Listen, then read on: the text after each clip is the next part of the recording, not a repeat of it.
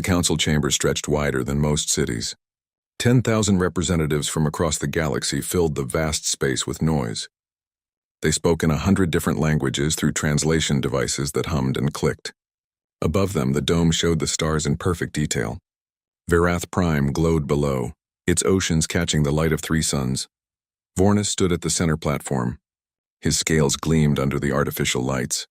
As council chair, he had seen many first contact situations. New species always reacted the same way when they arrived here. They showed fear. They begged for protection. Sometimes they tried to fight.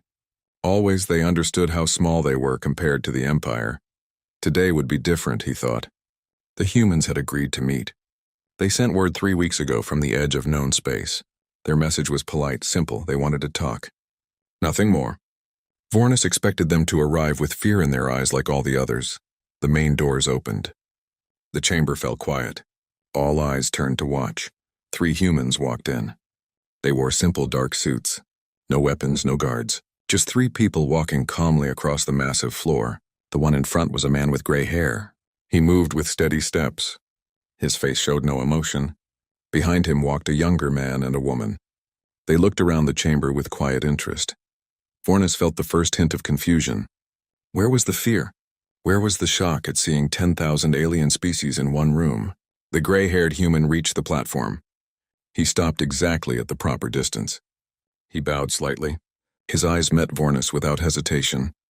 "I am Day One," the human said. His voice was calm, clear. "I represent humanity. We thank you for this meeting." Vornis recovered quickly. He gestured to the chamber. "Welcome to the Galactic Council. I am Vornis, chair of this assembly. We have gathered to meet your species." Day One nodded once. "We are honored." Vornis activated the holograms. The space above them filled with images. Fleets of warships, planets under Empire control, weapons that could crack worlds, technology that bent space itself. It was the standard display. It showed new species what they faced. It usually made them understand their place. Day One watched the display. His expression did not change. The woman behind him tilted her head slightly as she studied the warships. The younger man remained perfectly still. His eyes tracked each image. His face showed nothing. "The Empire controls 12,000 star systems," Vornis said. "We maintain peace through strength. New species join us or remain outside our protection. There is no third option." "I understand," Day One replied. His tone was polite. "Nothing more." Kelthera leaned forward from her seat. The insectoid commander clicked her mandibles. "You understand? Do you see what we show you, human? Do you comprehend the power before you?" Day One turned to face her. "Yes, your fleet is impressive. Your technology is advanced. You have built something remarkable. Then you understand you must join us," Kelthera said. "We understand what you offer," Day One said. "We would like time to consider our options." Whispers filled the chamber. Species turned to each other. The humans wanted time. They did not agree immediately. They showed no fear. Vornis raised a hand. The chamber quieted. "You may have time. But understand this. The Empire does not wait forever. You have seen what we can do. Choose wisely." "We always do," Day One said. The humans turned and walked out. Their steps were calm, measured. They did not hurry. They did not look back. The young man in the rear paused at the door. For just a moment, his eyes swept the entire chamber. Then he followed the others out. The doors closed. The chamber erupted in noise. Every species had an opinion. Most were confused. Some were angry. A few were nervous. Kelthera moved to stand beside Vornis. "That was wrong," she said quietly. "Explain." "Every species shows emotion at first contact. Fear, excitement, anger, something. The humans showed nothing. They looked at our fleets like someone looking at furniture. No reaction. No concern." Vornis thought about this. She was right. The humans had been too calm. Too controlled. Perhaps they hide their feelings well. "Perhaps," Kelthera said. "Or perhaps they have seen worse. I want to know their history. I want to know what kind of species walks into this chamber and shows nothing. You think they are dangerous? I think calm can be more dangerous than fear. Fear we understand. Calm means confidence. Confidence means experience. I want to know what they experienced." Vornis nodded slowly. "Begin the investigation. Quietly. I want to know everything about humanity before we meet them again. Kelthera clicked her mandibles in agreement. She left to begin her work. Fornes stood alone on the platform. He looked at the doors where the humans had departed. For the first time in 50 years of service, he felt uncertain. Something about those 3 humans bothered him. They had walked into the heart of galactic power. They had seen the might of 12,000 star systems, and they had reacted like it was an ordinary day. In their quarters, Daewon sat at a simple table. Hyojin stood by the window, looking out at the station's docking bays. The woman, whose name was Jinho, prepared tea with calm efficiency. They expected us to be afraid, Jinho said. Yes, Daewon replied. The insect commander suspects something. She is smart. That is good. Hyojin turned from the window. How long until they find our history? 2 days, maybe 3. Their intelligence services are efficient. And then, Daewon accepted the tea from Jinho. He sipped it slowly. Then they will understand why we are calm. Then they will decide if they want us as friends or enemies. Which do you prefer?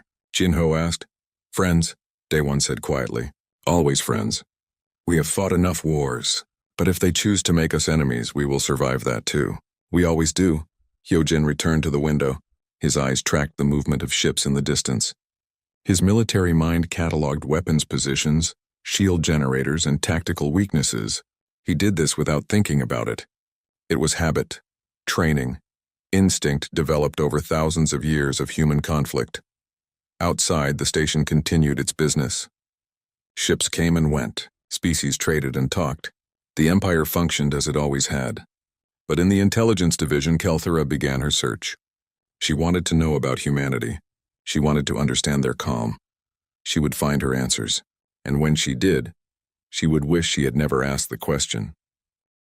The human quarters were simple, clean, efficient. The rooms had everything needed and nothing extra.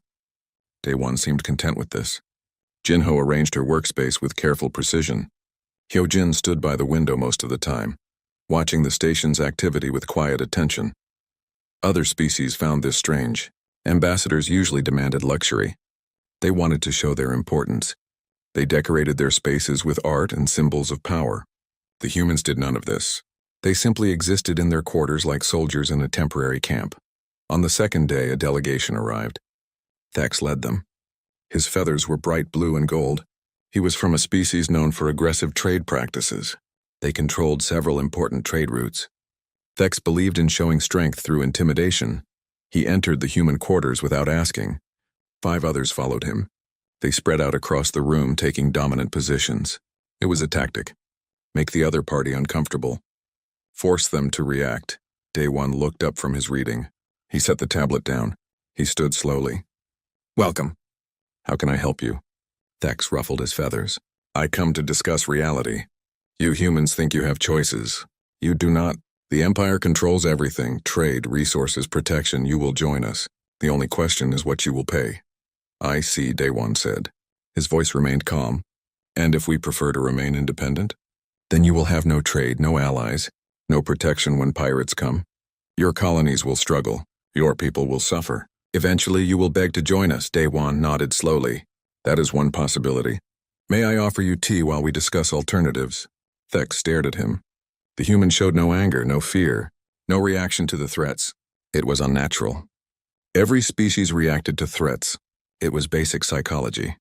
I do not want tea, Thax said. I want your agreement. We are still considering our options, Daewon replied. Thank you for your input. We will include it in our analysis. Jinho entered from the side room. She carried a tray with cups. She set it down gently. I prepared tea anyway, just in case. She smiled at Thax. It was a polite smile. Nothing more. Thax felt his anger rising. These humans were impossible. They showed no proper emotion. They treated his threats like casual conversation. You are fools. The Empire will crush you. Perhaps, Daewon said, but we will make that decision ourselves. Was there anything else? Thax turned and left. His delegation followed. They moved quickly, their anger obvious. Behind them, the humans remained calm. Jinho poured tea for Daewon. Hyojin had not moved from his position by the window during the entire exchange. Later that day, Galactic arrived. He was different from Thax. His amphibian features showed concern rather than anger. His species controlled banking systems across hundreds of worlds. He believed in using wealth instead of threats. "Humans," he said warmly. "I come with opportunity." "Great opportunity." Day One gestured to a chair. "Please sit. Tell us about this opportunity." Galactic sat. His skin glistened under the lights. "I represent the banking coalition. We offer you membership, immediate access to trade networks, loans for development, technology transfers. All you need to do is accept Empire oversight. Simple." "What would oversight mean?" Jinho asked. "Nothing difficult. You follow Empire laws. You pay standard taxes. You contribute ships to the defense fleet. In return, you receive protection and prosperity." Day One sipped his tea. "And our independence?" "You keep internal control. The Empire only manages external affairs, trade, defense, diplomacy. Everything else remains yours." "I see. That is generous." Galactic leaned forward. "More generous than you realize. Most species must prove themselves before receiving such offers. We extend this to you immediately because we see potential. Your technology shows promise. Your organization is efficient. Join us now and you will prosper beyond imagination." "We appreciate the offer," Day One said. "But we prefer to maintain full independence. We have experience with arrangements that promise freedom but deliver control." Galactic's expression shifted. "You refuse? Do you understand what you are refusing?" "Yes, wealth in exchange for autonomy. It is a trade we choose not to make." "You are making a mistake. A serious mistake, that is possible." Day One agreed. "We have made mistakes before. We survived them. Thank you for coming." Galactic left with confusion written on his face. He had never met a species that refused wealth. It went against every pattern he knew. That night, ambassadors from dozens of species met in private chambers. They compared their experiences with the humans. Every story was the same. The humans showed no fear, no excitement, no anger. They simply listened and declined politely. "What kind of species refuses both threats and bribes?" someone asked. "A confident one," another replied. "Or a stupid one." "They are not stupid. You can see it in their eyes. They understand everything we say. They simply do not care." "Then they are confident." "But why?" "They have seen our power. They have seen our fleets. What makes them so calm?" No one had an answer. In her office, Kelthera reviewed the first intelligence reports. Her analysts had worked without rest for 2 days. They had scanned human transmissions. They had studied human settlements. They had analyzed everything they could find. What they found made her mandibles click nervously. The reports showed a species with continuous warfare in their history. Not occasional conflicts, continuous for thousands of years. Humans fought each other with such frequency that peace was considered unusual. They developed weapons of incredible destruction. They used those weapons on themselves. Multiple times they had nearly destroyed their own world. More than once, and each time they recovered. They rebuilt. They became stronger. "This cannot be right," Kelthera said to her senior analyst. "We verified everything 3 times. The data is accurate. They fought constantly." "Yes. Their historical records show periods without major warfare lasting only a few decades. Then another war would begin. They seem unable to maintain peace for long. But they are calm. They show no aggression toward us. That is what concerns me. Species with violent histories usually show it in their behavior. Humans hide it completely. They have perfect control over their emotions. That level of control comes from practice. Lots of practice." Kelthera studied the data again. She saw records of human weapons, nuclear devices, biological agents, chemical weapons. Weapons designed specifically to kill other humans in the most efficient ways possible. And the humans had used these weapons on themselves. What kind of species develop such weapons? She wondered aloud. "One that expects to fight," the analyst replied. "Always." Kelthera made her decision. "I want complete analysis. Military doctrine, training methods, command structure, everything. I need to understand how they think about conflict. That will take time."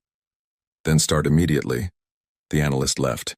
Kelthera sat alone with the reports. She thought about the humans in their simple quarters. They did not decorate. They did not boast. They did not show any typical behaviors of visiting dignitaries. They acted like soldiers on deployment, waiting, watching, ready. But ready for what? That was the question that worried her most. The council met in emergency session. Only senior members attended. Vornis sat at the head of the table. Kelthera stood beside a holographic display. Around them, the most powerful beings in the galaxy waited to hear her report. "The humans are not what we expected," Kelthera began. She activated the display. Images of human history filled the air. They have fought continuously for their entire recorded civilization. Wars between tribes, wars between nations, wars between continents. They have never known true peace. Many species have violent pasts, Vornis said. They usually grow beyond it. Humans have not grown beyond it. They have refined it. Look at this. She showed weapon designs. These are nuclear weapons. They split atoms to create massive explosions. Humans developed these 700 years ago. They used them on each other. The room fell silent. Using such weapons on your own species was unthinkable to most civilizations. They destroyed their own cities? Someone asked multiple times. They nearly caused their own extinction. Then they developed biological weapons, chemical weapons. Weapons specifically designed to cause maximum suffering. They have thought about warfare in ways we never imagined. Then they are dangerous, Vornis concluded. We must test their military capability. I recommend caution, Kelthera warned. We need to know what they can do. Arrange a test. Something controlled. Use the pirates we maintain for such purposes. Have them attack a human transport. We will observe the response, Kelthera wanted to argue. But orders were orders. She began the preparations. 3 days later, a human transport ship moved through space near the border of human territory. The ship carried colonists and supplies. It had a small escort. 2 frigates, nothing impressive by Empire standards. Young Su commanded one of the escort frigates. He sat in the captain's chair reviewing reports. His crew worked quietly around him. Everything was routine. Boring even. That was how he preferred it. Sir, we have contacts, Bora called from the tactical station. 6 ships, coming out of hyperspace. Distance 200,000 kilometers. Young Su checked his display. Classification? Unknown design. Weapons hot. They are targeting the transport. Pirates, then. Sound alert. All hands to stations. Contact the transport. Tell them to maintain course and speed. Sir, should we call for help? No, execute defense pattern, Sierra. Coordinate with our sister ship. Bora worked her controls. Her fingers moved with practiced speed. No stress showed in her voice. Pattern Sierra confirmed. Sister ship acknowledges. All weapons ready. The pirate ships accelerated. They split into 2 groups. Standard pack tactics. Surround the prey. Overwhelm the defenders. Young Su watched their approach. He had seen this pattern before. In simulations. In real combat. In the history books that every human officer studied. Pack tactics were old, predictable, easy to counter if you knew how. Fire when ready. He said calmly. The human frigates moved, not toward the pirates, not away. They shifted position with precision. They created a defensive envelope around the transport. Overlapping fields of fire. Mutual support. Basic doctrine taught to every human naval officer in their first year. The pirates opened fire. Energy weapons and missiles streaked toward the humans. The humans responded with point defense systems. Most incoming fire was destroyed before it reached them. What got through hit shields that held firm. Then the humans fired back. Bora had calculated firing solutions for all 6 targets. She assigned priorities based on threat assessment. The weapons fired in sequence. Each shot was precise, efficient, no wasted energy. The first pirate ship lost its shields. The second followed seconds later. The humans did not destroy them immediately. They disabled weapon systems, engine controls. Life support remained functional. The pirates could survive. They just could not fight anymore. The remaining 4 pirates broke formation. They tried to escape. The human frigates let them go. They had completed their mission. The transport was safe. There was no need to pursue. Total engagement time, 4 minutes. Human casualties, 0. Damage minimal. The entire event was textbook execution of standard defensive doctrine. On the council station, Kelthera watched the battle data with growing concern. Around her, other military analysts reviewed the same information. No one spoke for a long moment. They did not call for help, someone said finally. No, Kelthera agreed. They did not panic. No. They fought with perfect discipline. Yes. Another analyst highlighted parts of the engagement. Look at their positioning. They created interlocking fields of fire. They maximized defensive coverage while maintaining offensive capability. This is not basic tactics. This is advanced doctrine. And they executed it perfectly, Kelthera added. No mistakes. No hesitation. They responded to an ambush like it was a training exercise. Because to them it probably was, the analyst said. Their history shows constant warfare. They have more combat experience than any species in the Empire. This engagement was routine for them. Kelthera reviewed the data again. The pirates never had a chance. The humans read their tactics immediately. They countered with textbook responses. Every move was calculated, professional, efficient. I need to report this to the council, she said quietly. In his quarters, Day One received a message from Young Su. Brief, professional. The transport was safe. The pirates were neutralized. Everything proceeded according to plan. He deleted the message and returned to his reading. Hyojin looked over from the window. They tested us, Hyojin said. Yes, we passed. We did what we always do. We survived. We adapted. We won. They will be more worried now. Daewon nodded. Good. Worry leads to caution. Caution leads to respect. Respect is what we need. And if they choose fear instead, then we deal with that. The same way we have dealt with everything else in our history. Calmly, efficiently, without panic. Hyojin returned to his watch at the window. Outside, the station continued its normal operations. But in the intelligence divisions and military command centers, everything had changed. The humans were no longer an unknown factor. They were a confirmed capability, a species that had spent thousands of years perfecting the art of warfare. And they had just demonstrated that all their experience translated directly into practical, effective military doctrine. The test had not revealed human weakness. It had revealed human strength. The council would need to make a decision soon. And now they understood what that decision really meant. The full council gathered. Every seat was filled. The chamber buzzed with nervous energy. Word had spread about the pirate incident. Everyone wanted answers. They wanted to understand what humanity was capable of. Fornes called the session to order. The noise faded. He looked across the massive space to where Daewon stood. The human ambassador waited with his usual patience. Behind him, Hyojin and a new human stood together. The new one was a woman with kind eyes and gray hair. Ambassador Daewon, Fornes began. The council has questions. We wish to understand humanity better. We invite you to explain your species to us. Daewon bowed slightly. Thank you, Chair Fornes. I have brought Misun with me. She is our historian. She can provide details that I may miss. Misun stepped forward. She carried a data device. I have prepared materials. With your permission? Fornes gestured agreement. Misun activated the device. Holographic displays appeared throughout the chamber. They showed a blue-green world. Earth, the human home planet. This is where we come from, Misun said. Her voice was calm, professional, like a teacher giving a lecture. Most of you classify it as a death world. The gravity is high. The atmosphere contains free oxygen, which is corrosive. The weather patterns are extreme. Hurricanes, tornadoes, blizzards. The tectonic plates shift constantly, causing earthquakes and volcanic eruptions. The displays changed. They showed various disasters, floods, fires, ice ages. We evolved on this world, Misun continued. We learned to survive conditions that would kill most species. We learned to adapt, to change, to overcome. Many species face difficult worlds, Kelthera said. That alone does not explain your behavior. You are correct, Misun agreed. The world shaped us, but our history defined us. The displays changed again. They showed human civilizations, cities, armies, weapons. We have been fighting for as long as we have records. Tribes fought over territory. Nations fought over resources. Continents fought over ideology.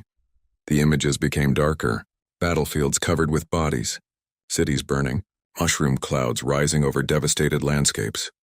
We invented terrible weapons, Misun said quietly. Nuclear devices that could destroy entire cities in seconds. Chemical agents that killed through the air. Biological weapons that spread death like disease. We used these weapons on each other. The chamber was silent. Species looked at the images with horror. The scale of human self-destruction was almost incomprehensible. Why? Someone asked. Why would you do this to yourselves? Daewon spoke. Because we are human. We compete. We struggle, we fight. It is our nature.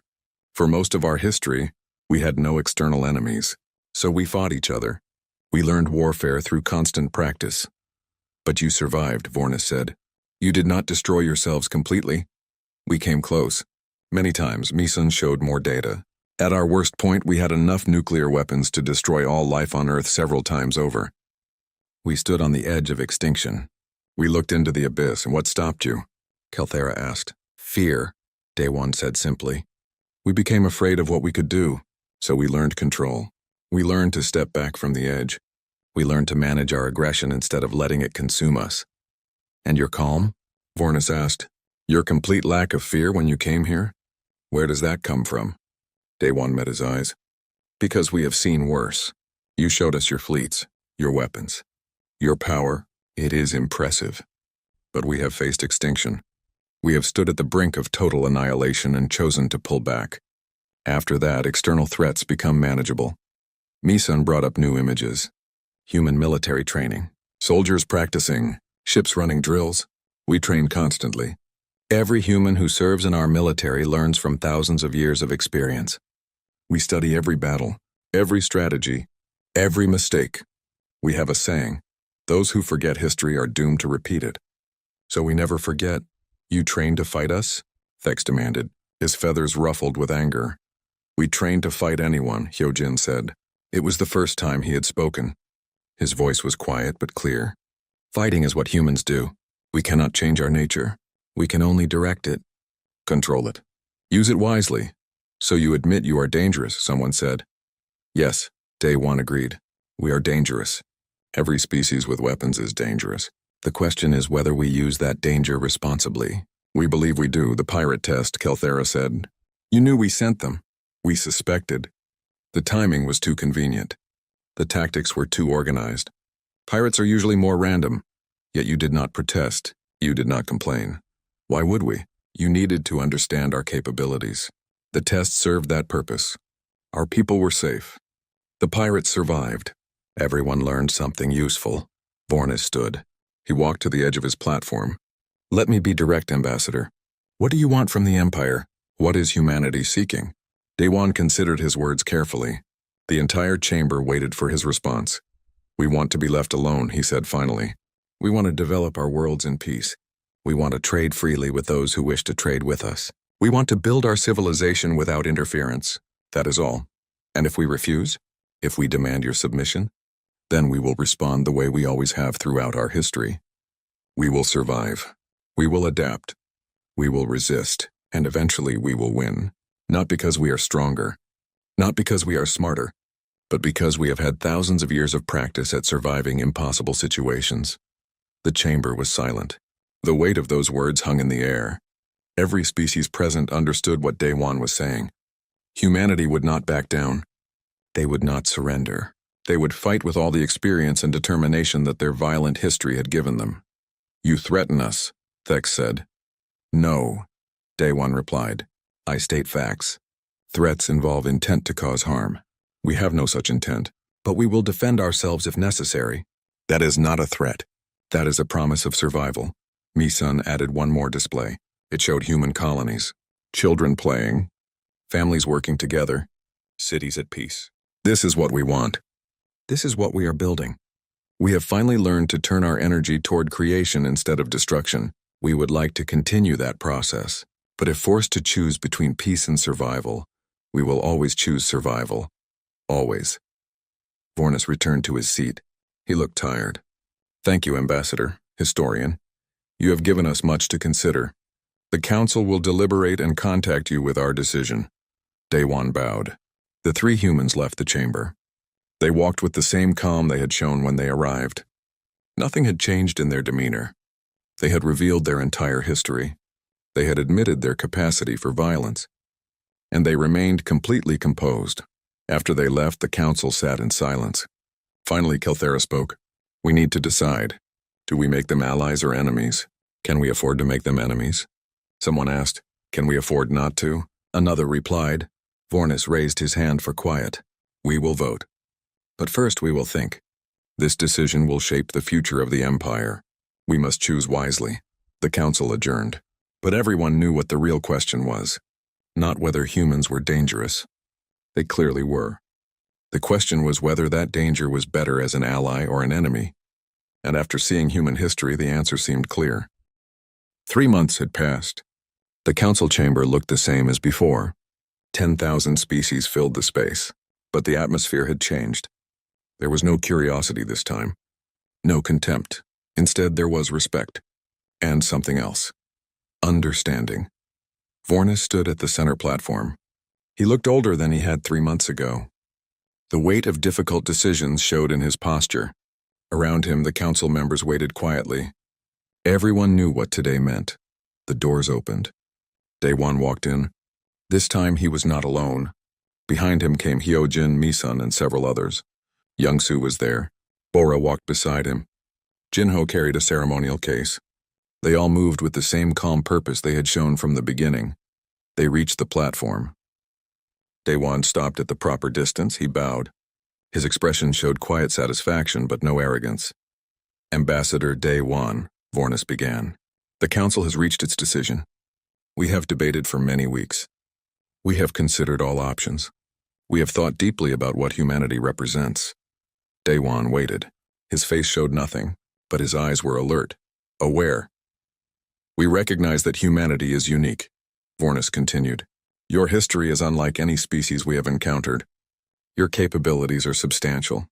Your determination is absolute. We also recognize that you seek peace.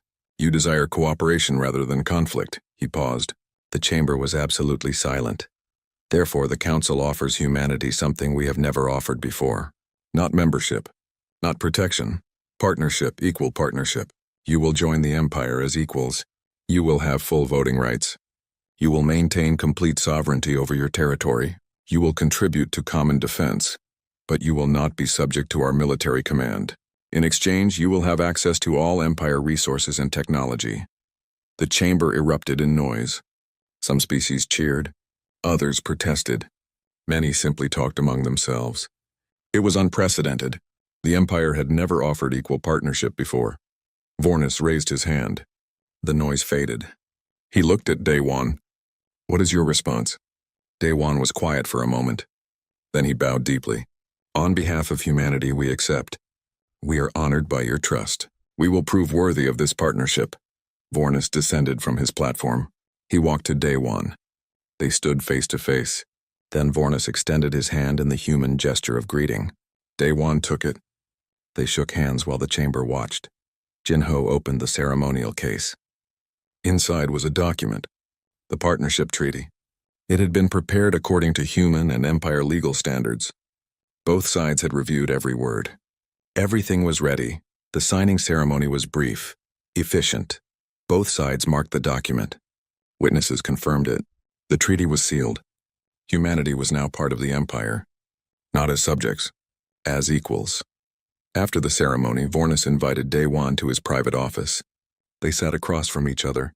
No staff, no witnesses. Just two leaders talking honestly. I must apologize, Vornis said. The pirate test was unnecessary. It was dangerous. It could have damaged our relationship permanently. Daewon waved the concern away. We understand. You needed information. You acted reasonably given what you knew at the time. You expected it. We hoped you would test us openly rather than wait to see what we would do. The test was honest, direct. We appreciated that. Vornis poured drinks. He handed one to Daewon. May I ask a personal question? Of course. Were you ever afraid? When you came here? When you saw our fleets, our power? Did you feel fear at all? Daewon considered the question carefully. Yes, I was afraid. We all were. Fear is natural, but we have learned not to let fear control us. We acknowledge it. We accept it. Then we do what needs to be done anyway. That is what frightened us, Vornis admitted. Your ability to function perfectly despite fear.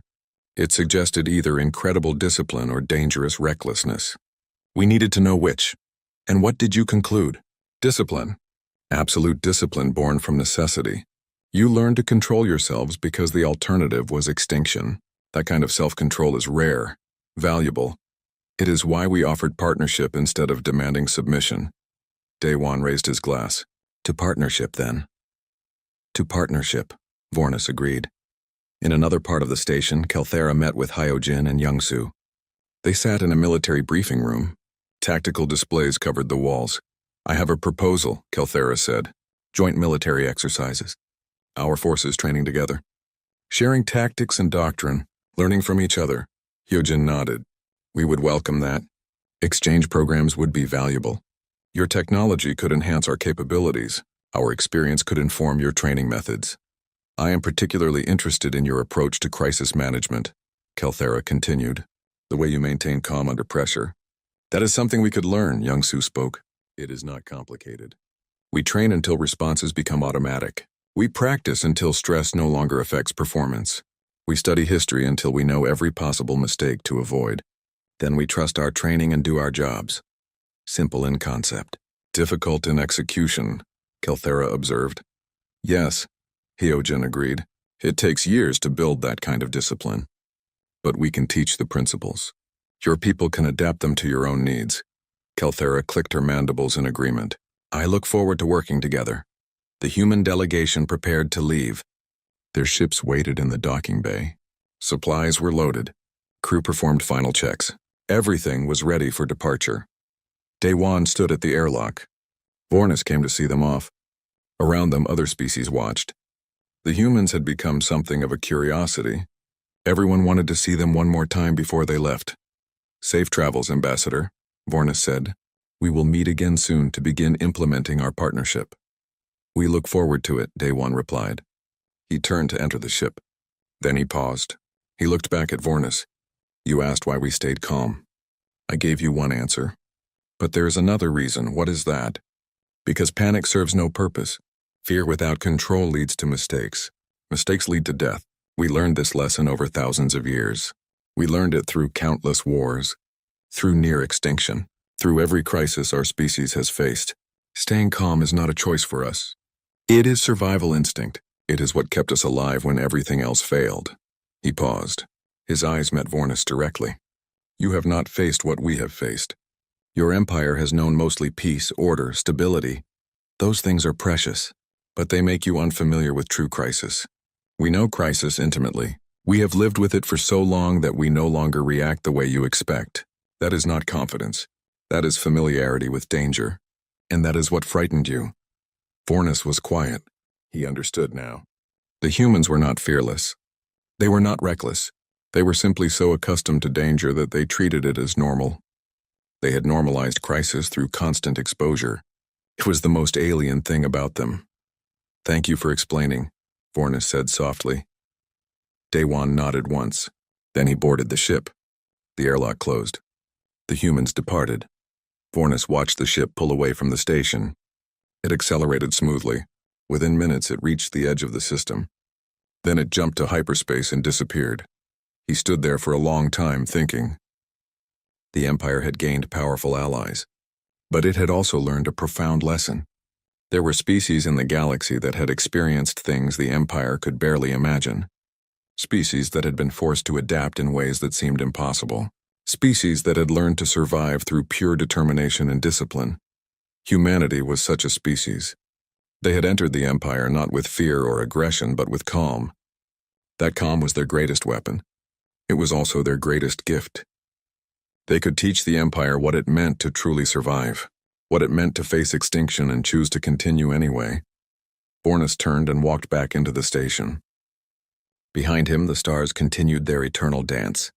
And somewhere among those stars, humanity was building its future, calmly, deliberately, with the same quiet determination that had carried them through thousands of years of struggle. The galaxy had changed.